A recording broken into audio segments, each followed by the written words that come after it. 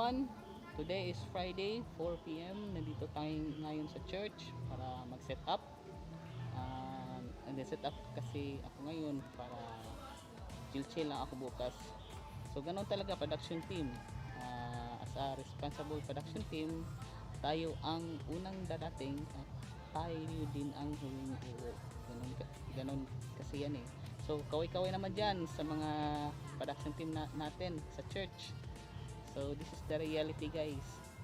So gagawin natin ngayon, mag-set up tayo para bukas at Sunday service. Wala pang practice bukas yung praise and worship team kasi hindi lahat available tomorrow. So ang practice natin ay Sunday 7 AM na. So tara guys, pasok tayo sa loob, mag-set up na tayo. Okay. So ayan na guys, yung production booth. Ito yung church namin. May mga church dyan kasi prayer meeting mamaya alas 7 ng gabi. Yung speaker na nasa gitna, gagamitin din yan. So, as you can see, yung front of house speaker natin ay naka horizontal. Actually mali ang posisyon na yan, dapat vertical yan, pero pag may budget tayo uulitin natin yan. Yung front of house speaker pala ay ginamit namin ay Turbo Sound IX12 inches, at saka yung subwoofer naman ay Alto 315 15 inches subwoofer. Hindi Turbo Sound ang ginamit namin sa subwoofer kasi mahal yan. Yung Alto yung budget meal lang yan, pero okay naman din, maganda rin ang performance yun sa area ng church namin. So ito yung stage guys. Malinis na yan, tapos na yan linisin. At as you can observe, wala tayong wires na nasa gitna ng sahig para hindi yun makasagi ng mga singers kasi baka madapa sila. Ito yung diyan nakalagay ang keyboard, sunod yan yung lead guitar, acoustic guitar, bass guitar at drum. So wala pang mga guitars guys kasi nakaligpit pa sila, so ilalabas natin yan mamaya. So dito ko nilagay sa likod yung mga wires para hindi masyadong makalat.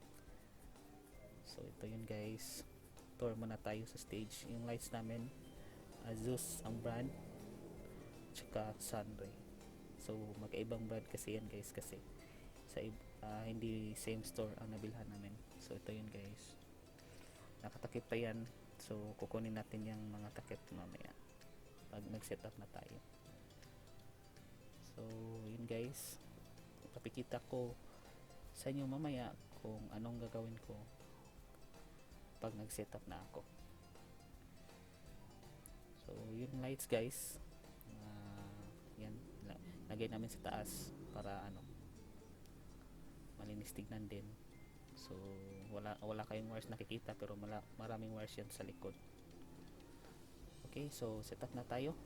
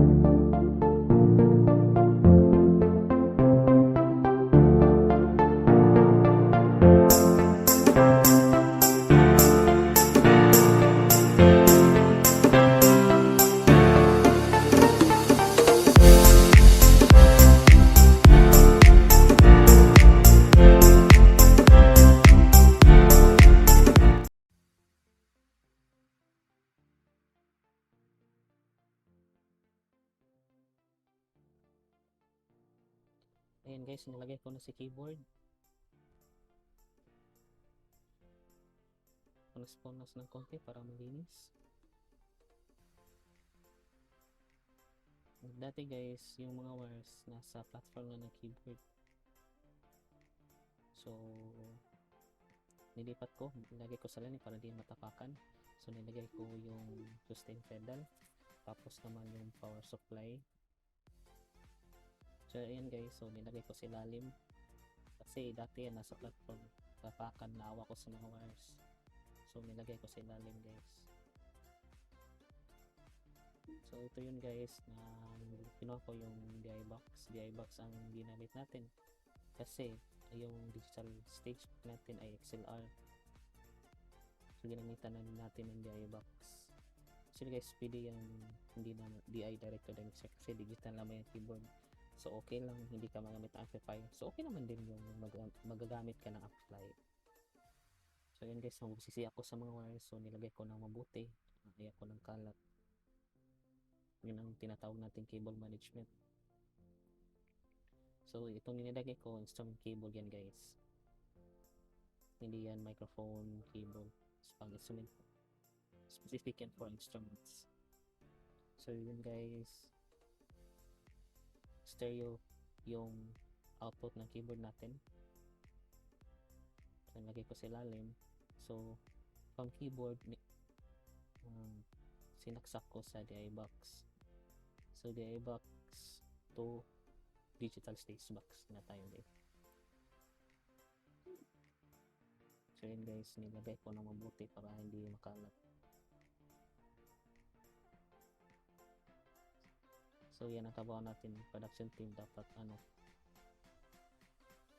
malinis. So ito naman yung electric guitar, ginagamitan ko yan ng mic. So ganyan ang pagkalagay guys, hindi yun parang ibibitay lang natin. So ganyan ang position ng mic, tas amplifier kapag nilagyan yun ng mic. Dati DI box kasi yan, yung lead guitar namin teki kasi.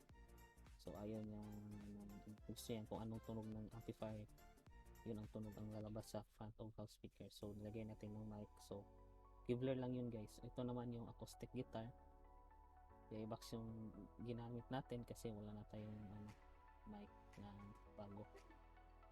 Ang mga mic natin old na, so DI box lang ginamitan ko. Ito pala yung partner ko sa production team, Vision. Actually 5 kami sa production team. So siya lang ang nandun, siya yun ang nag-manage sa multimedia guys. Magaling na yung session sa mga computer guys. So ito, sinetap ko na yung acoustic.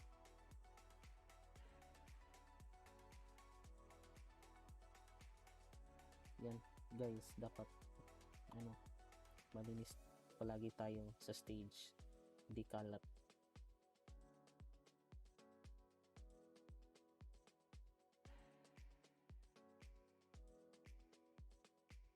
So tapos naman yung bass guitar naman guys.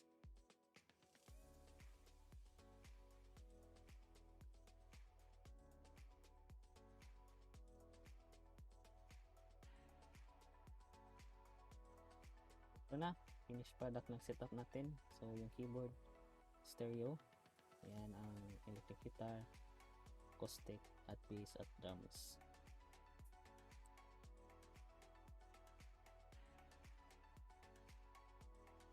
Okay,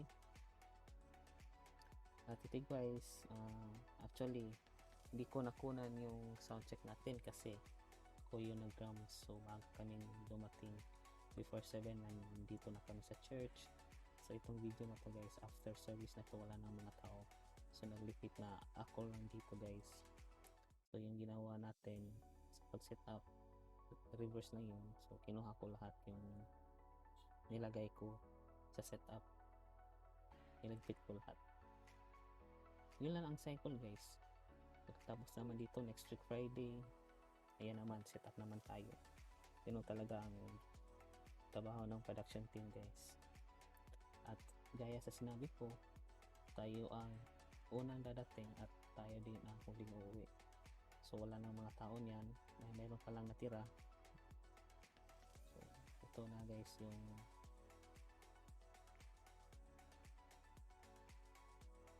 walang tao na niligpit ko. Actually guys, yung pagligpit ko dito, it takes almost 40 minutes. At kasi wala akong gagawin pagkatapos nito. Pag meron akong gagawin, 20 minutes tapos na ako. So ako dito guys, chill lang ako. Wala akong minamadali. Ligpit tayo guys.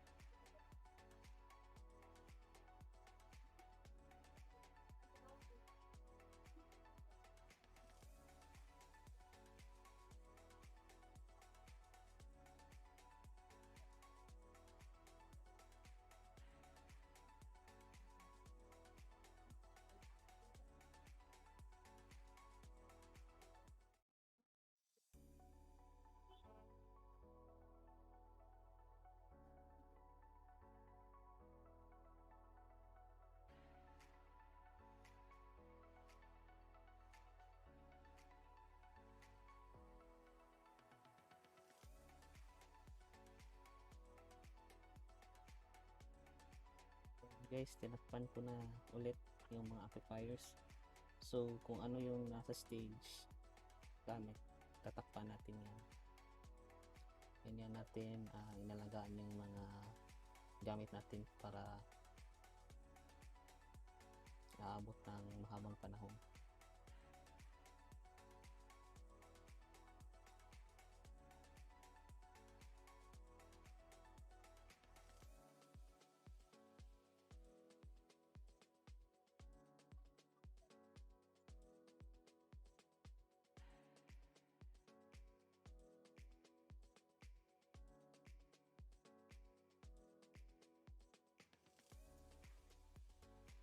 Malapit na tayong matapos.